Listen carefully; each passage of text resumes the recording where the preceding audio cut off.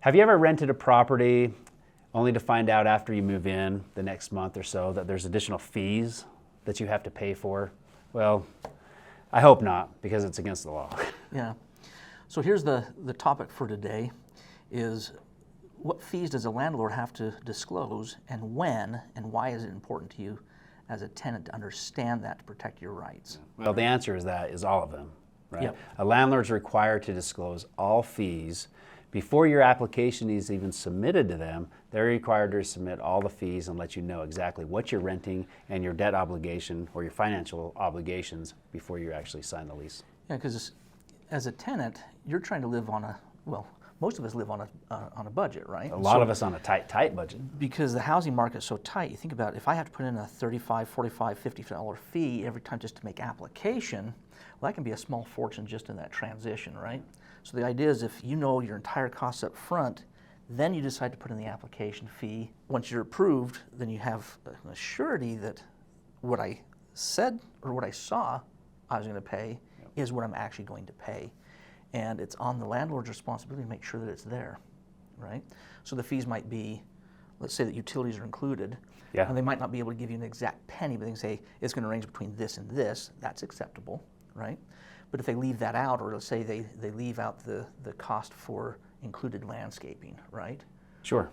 If it's a cost to you and it's not merged in with the rent, but it's going to be another fee, they have to give you that fee so you can create a budget and know exactly what it is. Yeah, or maybe part utilities. Maybe they pay for the water, sewer, and trash, and maybe you're required for power and gas. So let's go through a scenario here.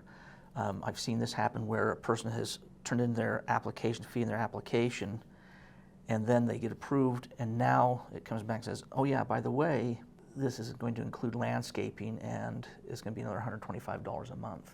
Yeah. Well, you didn't have that budgeted, right? Yeah. And so now what can you do?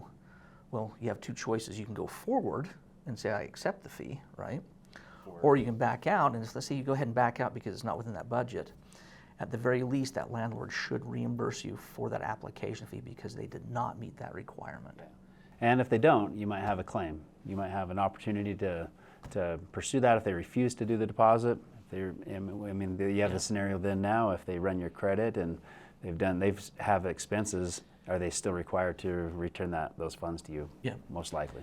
And I think that's a great time for Better Business Bureau to get involved. You may or may not get that feedback, but let's say it's $45. They shouldn't be let off the hook, right? But it might not be worthwhile going through the small claims to get $45.